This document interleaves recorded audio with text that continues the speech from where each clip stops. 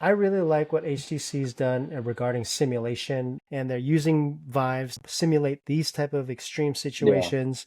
Or even And use cases like Axon as well, like those Axon, types that's of what use I'm cases. thinking Yeah. about. Yeah, Yeah. So I mean that's a Taser company, right?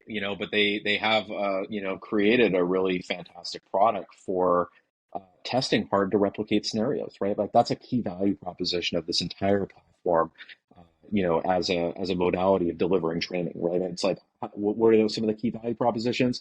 Creating scenarios that are almost impossible to recreate with the stress, the reality of it all, equipment, people, whatever it might be, right? Like how do you do that in a really effective way?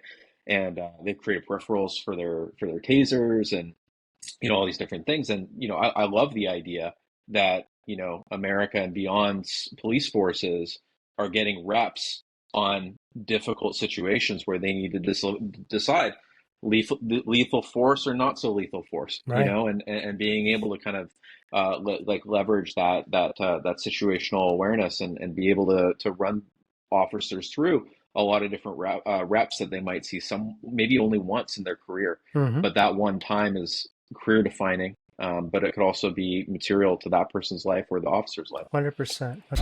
The VR Report podcast with David Jean O.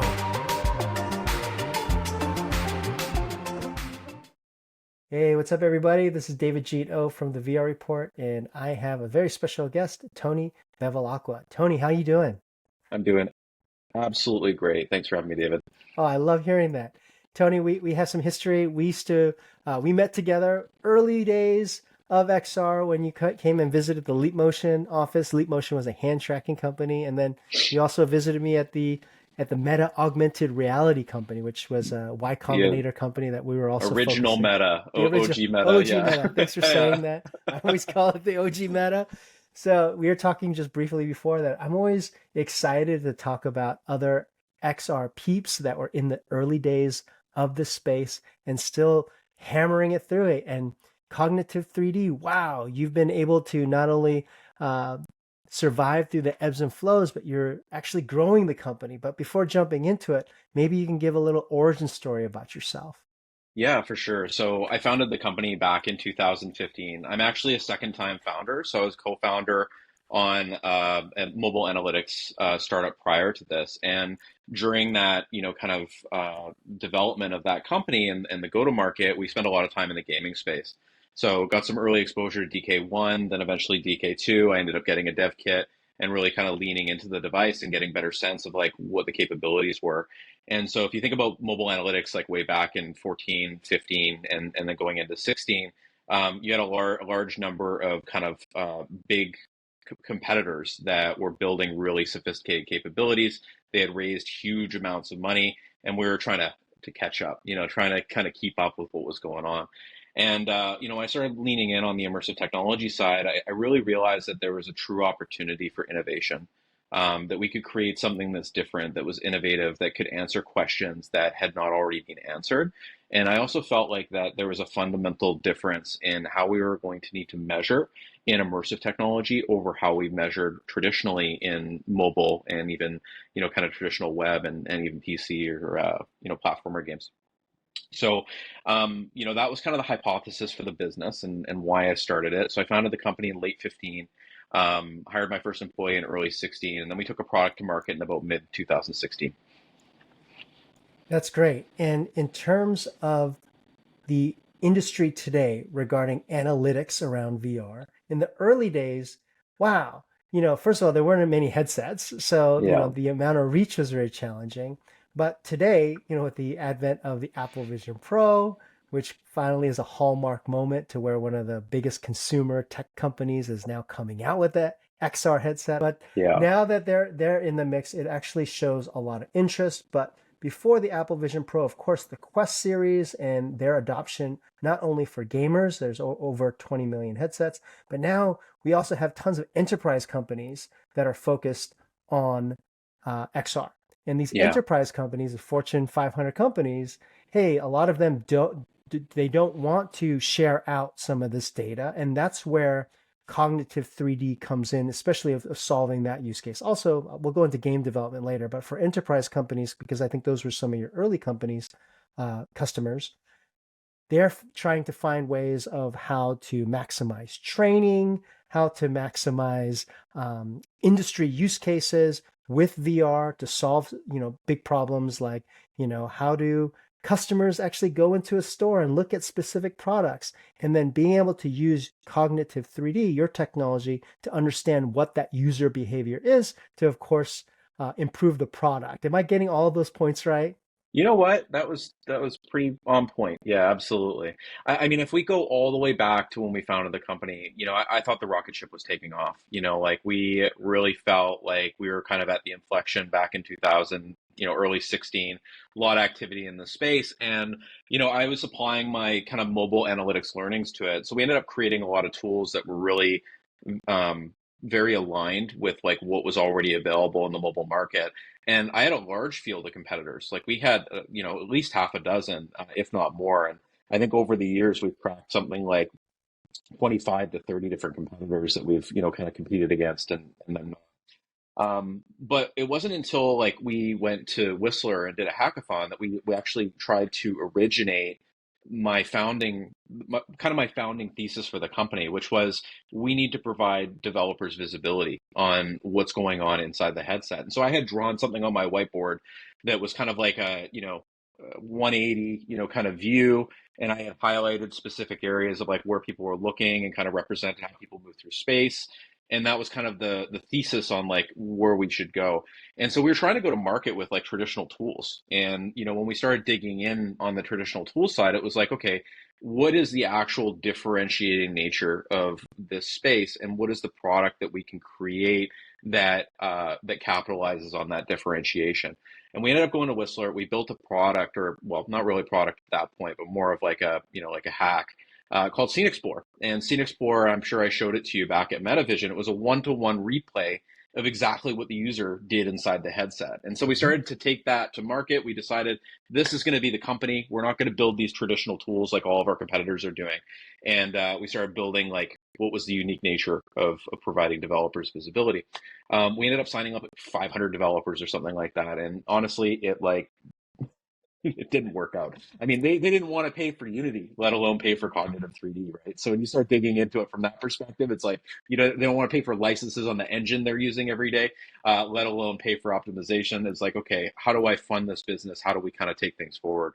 And one of the things I realized is, back to your point, like we had a lot of enterprises that were signing up for this tool that we were offering on a freemium basis for games, and entertainment apps and all that kind of stuff. And so we had to kind of make a choice really early on in the industry. Probably late 2016 is kind of when we made this pivot. And then we formally started representing ourselves maybe in early 17 as, an enterprise focused company.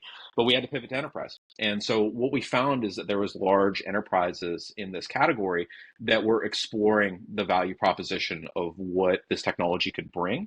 And the part that kind of overlapped with cognitive that made a lot of sense is we help demonstrate the ROI, right, of being able to measure, being able to capitalize on what was going on inside the headset and providing a very quantitative output in terms of like, this is what happened. This is, what happened inside the headset. So then we started boiling that down a little bit into the different use cases. And there was kind of three primary use cases that we saw right away. Like we saw training and sim, which was huge. Like that was a big kind of early opportunity. And in that category, Cognitive's helping provide visibility to the developer and building a good content, building good experience. But we're also quantifying the experience. So completion, compliance, and competency when people are actually engaging, within this content. Then we found consumer research, and for us, that spanned AEC for signage, wayfinding, pre-visualization of space. We quantified why people interacted with that space, what drew their attention, what kept their attention, what were the things that were important and not. We applied that same thesis to automotive, right? And we think about that category, pre-vis on cars and those types of use cases. And then finally, retail CPG, right? Planograms, end caps, store design, retail spaces, right? The third pillar is academic research, and we support 40 academic research institutions commercially, and then probably another 100 plus that are, working off of our free plans and using the tools. So that's how we ended up ultimately finding alignment with our enterprise business. it kept us alive, kept us going. Now we're starting to see the industry scale these enterprise opportunities. And Cognitive 3D, I mean, we fit really well at that inflection of scale because we can help answer those questions on, is this effective? Is this helping employees? How do we get visibility? How do we get a record of training? We answer a lot of these different questions that fits really nicely for an enterprise company. I love that because you're able to find a target audience, which are corporations, not building XR applications for consumers to enjoy, but it's more for understanding how the consumer reacts in a live situation. And for example, you mentioned wayfinding in a store and you mentioned AEC, architectural engineering construction. That industry may want to use VR to understand how a customer enters their store and what do they look at first? What's the first thing that they see? And can they understand where they need to navigate to? And they'll set these, testers, if you will, with the headset on. They walk in and you're tracking the data of where they're looking, how they're looking, probably time to where they go to a specific location. Yeah. How does it all work? Yeah, for sure. So customers right out of the box, like they don't need to accommodate Cognitive 3D. One of the things that we kind of went after at the very beginning of all of this is that we didn't want developers to have to accommodate or design their experience around data collection. Developers are our friends. We want to be as frictionless as possible, and we want to enable them with capabilities. And so developers typically implement the Unity or Unreal SDK within their simulation. We bring them immediate visibility on what's happening within that simulation. The modality of how that content is ultimately consumed is really transparent to us, right? Like if it's going to be delivered in VR in a very predictable space, we have tools and capabilities that help developers understand and quantify what's happening within that environment. Same thing applies to augmented and mixed reality, being able to maybe map a physical space with like a digital twin or, something along those lines. And so we do offer a lot of really great tools. Like SceneExplorer, we built it to provide game developers visibility on if they were building a good game, and then we saw the enterprise overlap on it. And it was like, okay, well, actually, that is actually a digital twin. You basically get a Matterport of, your game that you've spent all this time on or your simulation, and we can measure it, right? We can measure like how people, moved around the mousetrap, kind of like, looked at it move through that environment. And so we started building tools that focus on extracting insights about how people are engaging in those environments. Where did they spend the most time? Where did they do valuable actions? Where did they take the headset off? Where did they do different types of behaviors? We started looking at what they look at, right? And so we do that in two different sides. We do like gaze-based tracking, so kind of center point tracking off the headset. And then we also do eye tracking, so for more intricate based studies where you've got consent of end users and things like that, you can get a much more precise view into like what people are looking at and paying attention. And then we started wrapping metrics around each of those different inputs. It's one thing to get gaze data and show it on a heat map. It's another thing to be able to quantify it and say, you know what? X, Y, and Z, like these are the things that people paid attention to within the experience. This is how long it took the user to recognize this particular signage. For people that didn't recognize that signage, they spent X amount of time more trying to find a particular item or particular objective within the experience. And so what we've really focused on is providing general purpose tools that you can use on any use case across the board that answer questions about what humans do within space. That's so cool. And I think that's what really sets apart like SceneExplorer, for example, from other analytics tools, is that you're able to compile this data and provide a dashboard that's really easy to understand. You don't necessarily have to be a data scientist to understand a lot of the data because you're getting heat maps as well and understanding that's very easy for a developer then to make next moves on their production. Am I getting that right? Yeah, absolutely. So we spend a lot of time thinking about how do we quantify this data, right? Like if you think about it, we're capturing, hundreds and hundreds and hundreds of data points per minute right now. And, being able to make sense of that data is a really important piece. And it's part of one of our core values as a company is, don't present data without insight. And so most of our tools are very focused on this. If we're going to present a number, what does that number mean? As a developer, how can I improve on that number as well? And so we have a lot of different tools that answer specific questions within the dashboard. One of the areas that we've been spending a lot of time in is really around this concept of quality, like content quality, and what does it mean to build good content? If you think about kind of like traditional applications in mobile, I find that, you know, two people in a garage can go out and build a mobile app, and build a successful business on that. But if we think about what the stakes are, what it means to build a reality, put someone in it, and that's the experience as opposed to an app that I can just delete on my phone. I think the stakes are really high for developers, but stakes are also really high for platforms as well.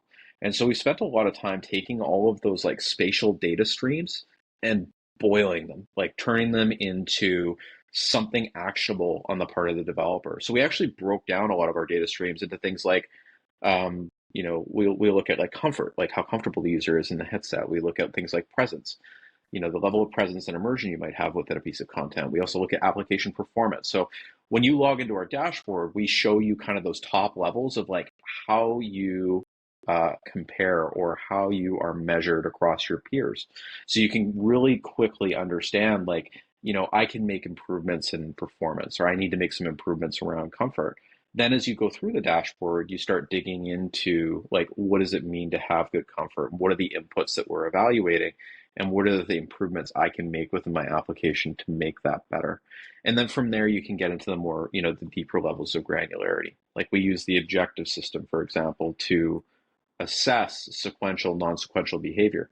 In training, you can use that to understand like human performance, like did the user demonstrate good situational awareness? Did they notice all the hazards in space and then do their work, right? In AEC, right? I can actually set a number of objective steps like did the user notice the signage?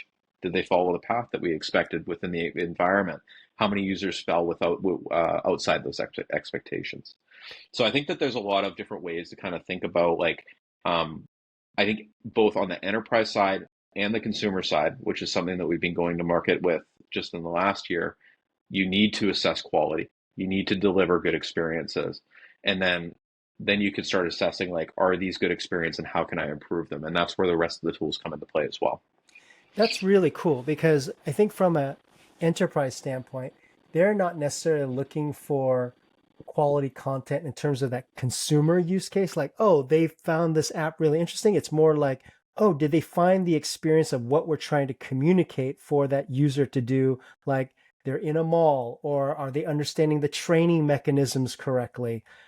But it almost seems like you're at the point where you can almost go 180, I guess, back to even game development, because you started there and you shared a story like, yeah, Dave, because I remember you actually told me that story. It now rings a bell. Like it's tough because game developers, as you know, it's a hit-driven business. Game developers, majority of them do not make money, but it's a passion project. And with that passion project, there's they already know most of them are not making money. This is just something that they do for love. It's hard for them to even pay for Unity licenses or Unreal licenses, like you mentioned, the game engines that they'll be using. So you decided, hey, let's not do that. But we see all these people interested using XR for these new interesting things around their business. So you pivoted.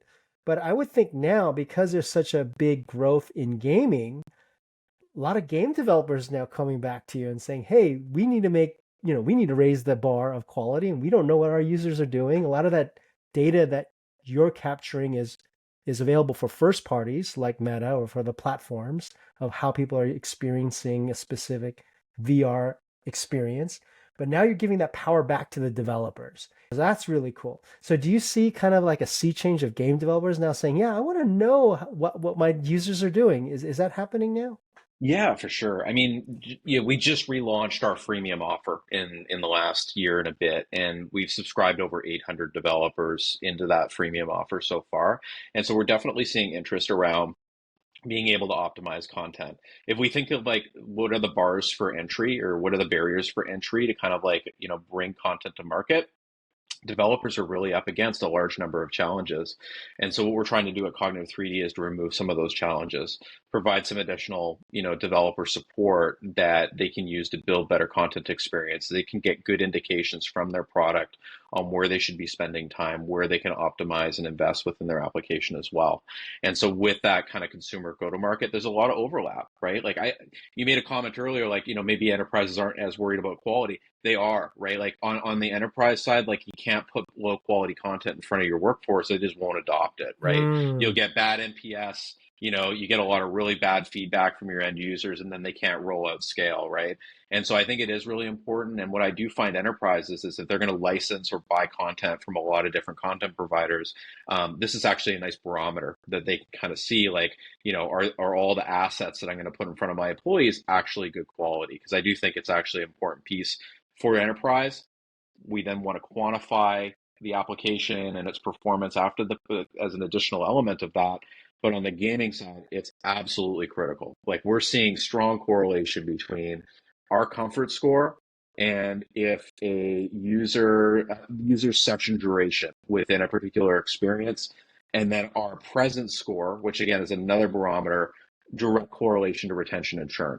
And so we're seeing like strong correlation between those two things. So it means if you can lift that score, you can raise that core KPI, right? Same thing goes with presence. If I can increase the presence score, I'm going to bring up my retention or bring down my churn, I guess. So that's kind of the types of things that we're trying to surface, because we do think the stakes are really high.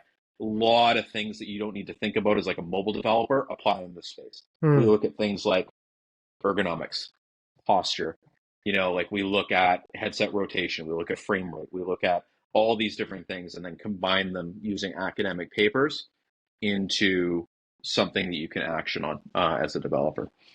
And so with Cognitive3D, you also, for those interested in what Cognitive3D does, I really advise you to check out the website. There's tons of examples of use cases of different categories of specific industries that you're tackling. But can we drill down to, and you also offer this really cool brochure or a user case study with SAP or another Accenture maybe, or Accenture, yeah. So if you're interested in figuring out how spatial computing and analytics data is actually a great combination, you offer a lot of those assets and resources on your website.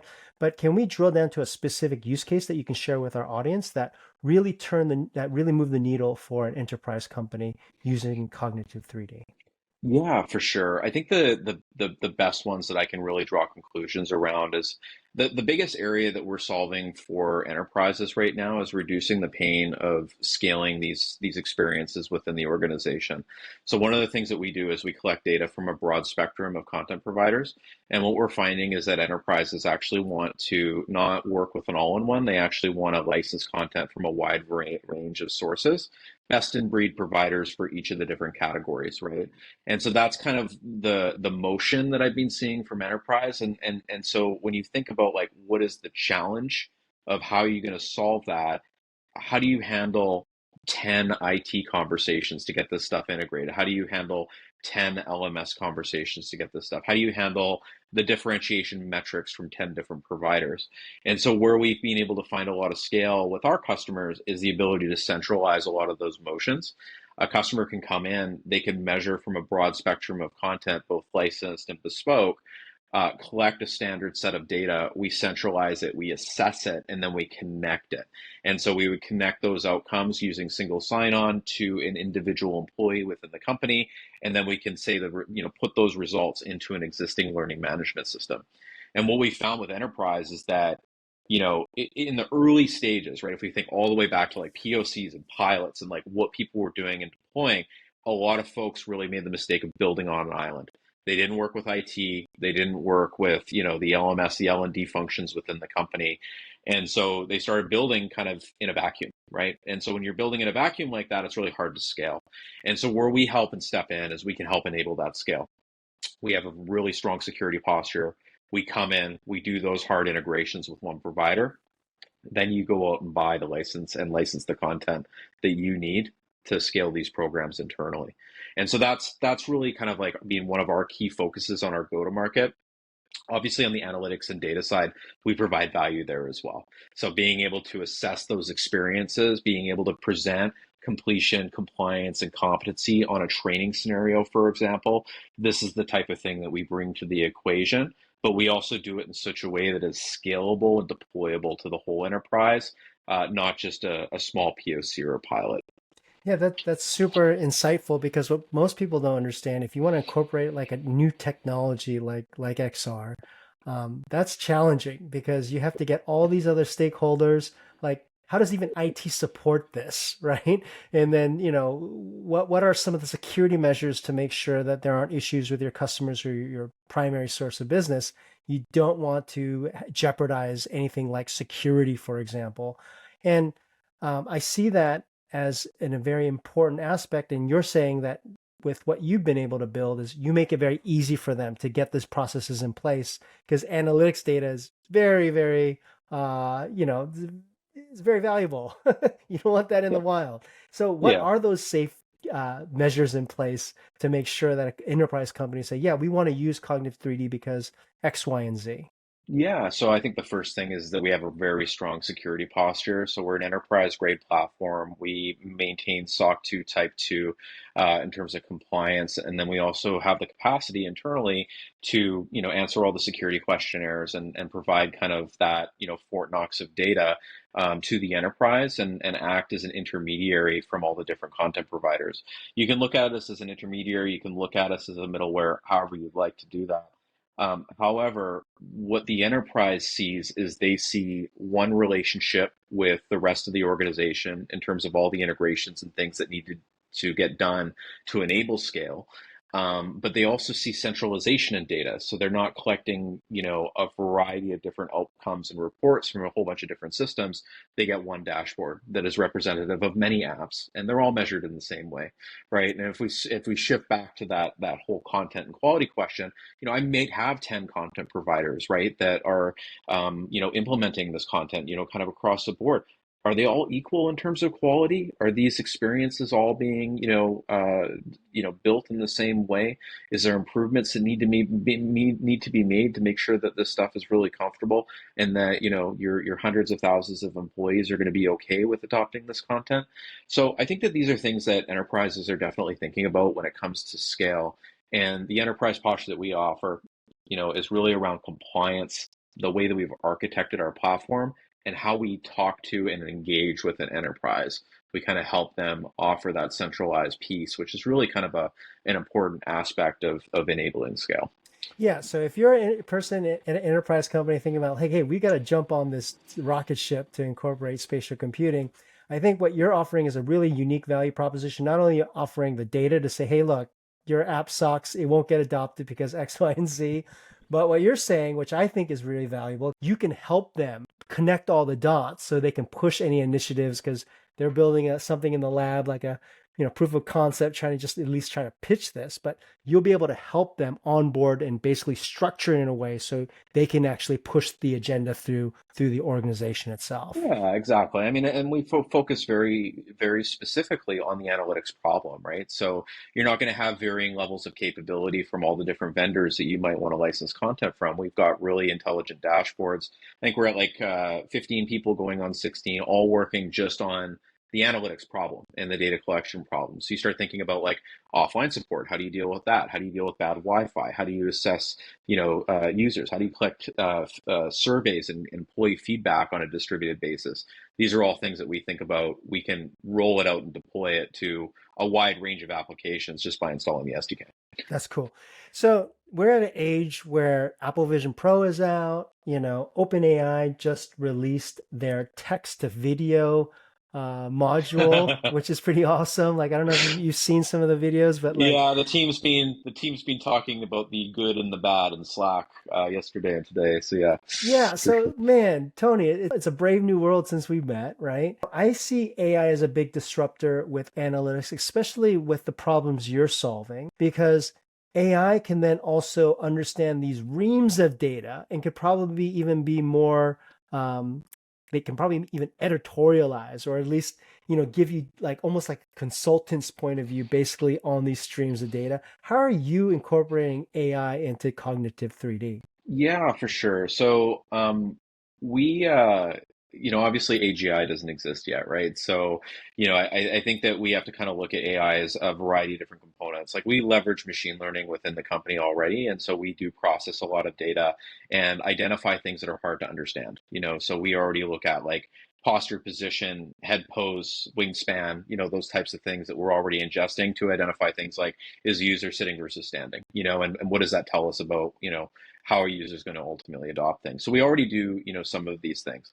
I think what I'm realizing so far, and I'm kind of comparing this back to like my mobile category, right? In terms of my experience there, is that in the mobile category, everybody was really trying to improve the same metrics, right? They really cared about retention, they cared about the funnel, they cared about getting to somebody to a particular valued event. So maybe that's an in-app purchase, or maybe it's just session time because they're running ads, and we want to capitalize on impressions or something like that. But they were all kind of working on the same thing. I find that with immersive applications that there's a lot of things that need to be optimized. And so right now we kind of like bridge that gap with humans. So I've got a PhD on my team. She's absolutely fantastic. And she has, a degree in cognitive systems, cognitive psychology.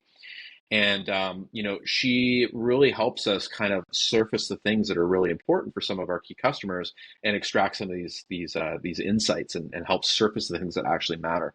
I suspect from a product roadmap perspective that we're likely going to have to assemble the dashboards in a very prescriptive way to customers based off the input modality that they create within the headset. And the way I'll talk about this is like, if you think about a developer, Unity and Unreal enables them to build like creative chaos. Like they can create whatever reality they want, right? They can build any type of content, any type of flow, anything like that. So how do you assess that? Like how do you actually assess the input that we're eliciting from the user, the types of behaviors that we want within the experience, how they move through that content? And so I think that it's going to be very different for each different developer. So from my perspective, I think that prescriptive dashboards is something that will probably capitalize on machine learning and AI type methodologies in the early stages. I think that there's definitely an opportunity for large language models as well in terms of being able to ask questions about your data and be able to surface things. But I almost feel like it's one thing to prompt, it's another thing to show, and be like, here, of all the things that we saw, right, we can do 50, 60 page slide reports on all the different things that we saw within your application. It's another thing to say, here are the top three things that we think you can optimize to help you lift your scores. And if you lift your scores, you're also going to see those top line metrics that are really important, like retention, session duration. Those are going to lift as well. So I think that that's the way I think about it right now. Is that the processing part I think makes some sense in terms of like surfacing some of these things. The thing that gets me really excited is being able to determine of all the data that we collect, what's the needle in the haystack that's going to make a difference for the developer. Totally. And I think LLMs make a lot of sense because, you know, I was, really interested in Niantic Lightship's offering, right, with what they're Yeah, trying to do with mobile. And I didn't want to have to basically build an app to answer some of the questions that I had. So I just basically copy and pasted all their documentation and fed it to a GPT. It's called Devrella if anyone wants to check it out. yeah, But it was great because then I didn't have to spend hours actually building and deving to actually get the answers that I needed. I could just ask. And I think LLMs would play a key role even for cognitive 3D because, hey, look, I just want to understand what do they most focus on first or what do yeah, they focus on third, in ranking. And I think that would be super valuable because the people who you're talking to on the enterprise side, these are product owners that are trying to push these initiatives around this new tech, these emerging technologies. They'll probably also want to have a clear understanding of the analytics value because they have to sell this up the food chain. They'll probably have to represent this as the yeah. product owner. So I think that's where it could be very interesting. But you already have some of those tools available without large language models today, right? Yeah, exactly. And we don't like the tool honestly sells itself in some ways, just simply implementing it. I mean, you've got a lot of enterprises right now that are trying to sell this up the food chain without a lot of visibility, without a lot of like actionable intelligence in terms of like what makes this different from looking at a slideshow, or, watching a video of somebody doing something. And I think that, by collecting spatial data, you can get really strong outcomes on, how people interacting in these simulations, how effective were they? Are people improving over time? Does, reps and the number of repetitions that the user does influence their ability to retain knowledge over time? Like these are things that can be answered by spatial tools, and it can be done not just with one employee, but many. And so typically when I see an enterprise trying to adopt, they'll put something like SceneExplorer in, and just the idea of having a permanent record of like what the user did and how they behaved is visibility that these folks don't have already. Sure. And so, that plus clear demonstrations of ROI, plus, we're going to connect into all your enterprise systems. We're not going to run this thing on an island. We're going to work with IT. We're going to work with L&D. This is going to be a modality of training. It's going to be one of the ways that we deliver knowledge to our employee base, of all the folks that need to capture knowledge.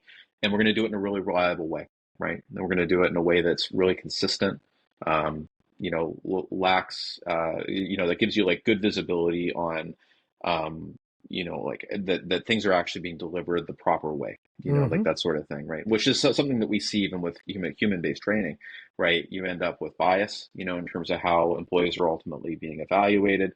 You end up with folks that have worked with the company for a really long time, training in their way versus the company's way, which I think is a powerful use of the technology, is providing a standard level of training. That's cool. I think we're at a point in our industry where the Apple Vision Pro has now set precedents where I think people are saying, at least big companies are like, hey, we have to pay attention to this. Meta, as they put out their Quest, obviously there's a lot of adoption there. But they haven't shown a lot of initiative with their VR for Work program. They started it, they kind of slowed down. There's a small group that's really focusing on non-gaming application, but it doesn't seem to be the main focus. Would you agree with that statement? Have you heard that sentiment? Because that'll lead to my next question. Yeah, I don't know if I agree with that. I think that Meta has motions internally in the enterprise category that are beyond, um, even beyond XR, right? And so I think that they have, strong interest in deploying, kind of enterprise focused social networking tools, helping connect companies together. So I think that there's a lot of DNA there that's a little bit underestimated sometimes. And so from my view, Meta is a very important platform player. I think that they're still trying to get their kind of offer, figured out in terms of like what they want to do with Quest for Business. But I wouldn't underestimate them just in terms of like, that they already have those enterprise sales motions in other categories. In terms of like app development and those types of categories, we do see like a lot of folks on our platform that are working in non-games. So they're building fitness apps, productivity, all sorts of different types of applications. And so I would make a really strong argument that like Meta has really leaned in on developers and tried to provide them the tools and capabilities that they need to be able to survive. I can't say the same about Apple. I mean, I get the whole idea of like building in a vacuum and making sure that you don't leak and doing your whole like, hidden launch type of situation, guns a-blazing. But I mean, there is a huge mind share out there of folks that have been building in this space for a really long time, that know the ins and outs of like what content is effective, what is not, what are the tools and capabilities that are lacking today, like where are the pain points even with the existing ecosystems that exist today. And so I think that some of that opportunity to capitalize on our existing space was not there. I know lots of folks that are serious players in this particular category that were not consulted on this headset at all. And so I think that, Apple released a nice piece of hardware, but it's going to take some time to catch up on the ecosystem side. Yeah, what people forget to understand that Apple released a dev kit, but it's in their DNA not to call it a dev kit.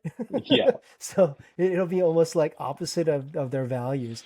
And you're right. Quest for Business, they already have the ecosystem in place, meaning that they already have specific applications that are use case for enterprise companies. They already have an enterprise license, which is different from the actual Quest price. To actually have the enterprise license, you are also paying more for the Quest headset itself because it's also not tracking the data in itself, because that data is supplemented the cost. And I think that's a cost that people don't understand. But as we move forward, do you see a lot of Quest customers working for enterprise wanting cognitive 3D as a solution because they're not able to access that data that platforms have? It's an interesting question. I definitely think that lots of developers have found fit in enterprise uses. I think it's a lot of ways that folks survived over the years as well, because there wasn't a huge audience for games entertainment. And I think that that's kind of shifted. But we definitely see a lot of developers that, worked originally in the games entertainment category and kind of shifted into immersive technology and capitalized on that, or on the enterprise side. So I would definitely say that motion definitely exists. Um, yeah, back to you. Yeah, cool. Yeah. So yeah, I just want to know because you're at that forefront of working with a lot of companies that really value data and a lot of enterprise companies. We already talked about how gaming, how that's really important. Where does HTC now fit? Because they're really focused on enterprise, even with their Vive Focus, and they also are really aggressive in the non-gaming space. What's your opinion about HTC and about their products and about enterprise adoption? What have you heard, or what are the customers you're Yeah, I working mean with? they're an investor of ours. We're a Vivex company. I'll just say that, but I'm not gonna kind of give them any time off for that. Um, you know, from my perspective, I haven't seen as much urgency from HTC in terms of like market adoption and that sort of thing. I think that they're still trying to find their footing in the enterprise category. I've definitely seen their headset, specifically the Elite, coming up in more conversations recently, which is great. They also have a defense ready device as well, which I think is an interesting product SKU. And the only other like competitor to that would probably be like Vario, in terms of the headset that they offer too. So I think that they've got some interesting plays in each of those categories, specifically defense, aerospace, some of these like closed off, types of environments where, privacy is really key, can't connect to the internet, those types of use cases. They haven't been as aggressive on some of the consumer, go-to-market stuff. And, honestly, it would be great to see more competitors out there, Yeah, in the market, in the consumer space. But that's a tough, that's a tough go-to-market strategy. So I understand it. I really like what HTC's done regarding simulation, and they're using Vives to simulate these type of extreme Yeah. situations. Or even And use cases like Axon as well, like those Axon, types that's of what use I'm cases. thinking Yeah, about. Yeah, yeah. So I mean, that's a Taser company, right? But they have created a really fantastic product for testing hard to replicate scenarios, right? Like that's a key value proposition of this entire platform. As a modality of delivering training, right? It's like, what are some of the key value propositions? Creating scenarios that are almost impossible to recreate with the stress, the reality of it all, equipment, people, whatever it might be, right? Like, how do you do that in a really effective way? And they've created peripherals for their tasers and all these different things. And I love the idea that America and beyond's police forces are getting reps on difficult situations where they need to decide lethal force or not so lethal force, right. and being able to kind of leverage that situational awareness and be able to run officers through a lot of different reps that they might see some maybe only once in their career, Mm-hmm. but that one time is career defining. But it could also be material to that person's life or the officer's life. 100%, 100%. In terms of your point of view regarding the industry today, what's your take? What are some of the challenges that Cognitive 3D faces today with this new growth of XR? Yeah, I mean, for me, I think that the cost of headsets is starting to get to a point where it's reasonable. I'm kind of excited to see the adoption of Quest 2 and Quest 3. I think it kind of answered a question of like, will people strap these things to their faces and use them at, some sort of relative scale? I think like what is the next unlock to kind of get us to the next scale? And I've got a pair of the new Ray-Bans and stuff like that. I feel like that's the modality that my wife's going to use. Right. These are the things that she would be excited about, kind of engaging with. So I think that, optics, minifying compute, 5G, being able to do, cloud-based delivery, some of these things, I think are all going to be really important. And so, I think that like people challenge the fact of like how much Meta's spending. I don't think they're spending as much money as you think on just like Quest 2, Quest 3. I think it's more about that future state, of like how do we deliver like smart glasses and things like that, and I think that that's ultimately what's going to be needed to kind of take us to broad adoption, broad scale. So that's kind of what I would highlight. Um, and I also look at XR as kind of a spectrum, moving forward, right? I think that, you know, the Vision Pro did it, quite well, and that the pass through is really nice, and that you can kind of turn up and turn down the reality, Yeah. depending. And that concept, I think, will continue to flow. That DNA is going to kind of continue to flow into how experiences are ultimately delivered. I'll have a multi-modality, pair of glasses that can take me into a fully enclosed reality or out, depending on what I want. That's 100%. People can switch between AR and VR. I think one thing that I appreciated is just probably is you probably share the same sentiment, is that 4K per eye, to be able to experience that on a consumer headset, it's a game changer. But that's a hardware solution. It's not necessarily, the actual software. Or maybe it's the software. Maybe I take that back because, the eye tracking as well as with the sensors. I love But the eye tracking, eye to tracking be is honest with you. fantastic. It Yeah. did hurt my eyes a little bit, like yeah, I feel like I needed to get to the gym, like maybe there'll be like an eye tracking gym, Hmm. where I can like, do some reps, like moving my eyes back and down. But like, you spend a couple hours there just doing like eye tracking based navigation and UX. It's like, whew, those hurt a little bit. Yeah, Yeah. you're right, because not only am I getting strains from eye tracking, but the Apple Vision Pro, it is more comfortable when you first put it on, in the sense the form factor just feels right. The higher resolution makes it feel more immersive, even though again, Vario and other, high-end headsets offered this, but Yeah. not at that form factor. But I'm wondering almost now, are my eyes getting strained because of the eye tracking, or because the resolution is so clear and there's just more to see? And I don't know if I can ever answer that, but Yeah. I I'm not always thought, sure. I mean, if you think about FOV as it's kind of evolved over time, you know, our eyes' natural ability to take in the world around us is obviously only a fraction of what we've been presenting inside of headsets. mm, I don't think you could make the argument that the headset is enabling your eyes to see more. I think mm, that maybe brightness may be a factor. There might be other things that like the world is so rich for an extended period of time that like maybe that causes strain. But I do think that there's something to say around the eye tracking, because I did feel it, and kind of like engaging with the UX, trying to type with my eyes, those types of things. And, I thought that that was kind of an interesting outcome. I think that it would be really nice to see a peripheral that I could buy. I'm sure for Apple, it'll be $500 pair of controllers, or something like that. But I think it would enable other types of input as well. And I think that that's what the game development industry and folks are screaming about too. yeah. I mean, even with the Oculus, we didn't have a controller till several generations later, and it was just Yeah. connected Bluetooth. But then Apple obviously, they invented the human interface guidelines. So being able to use your hands is actually something that really fits into their value proposition.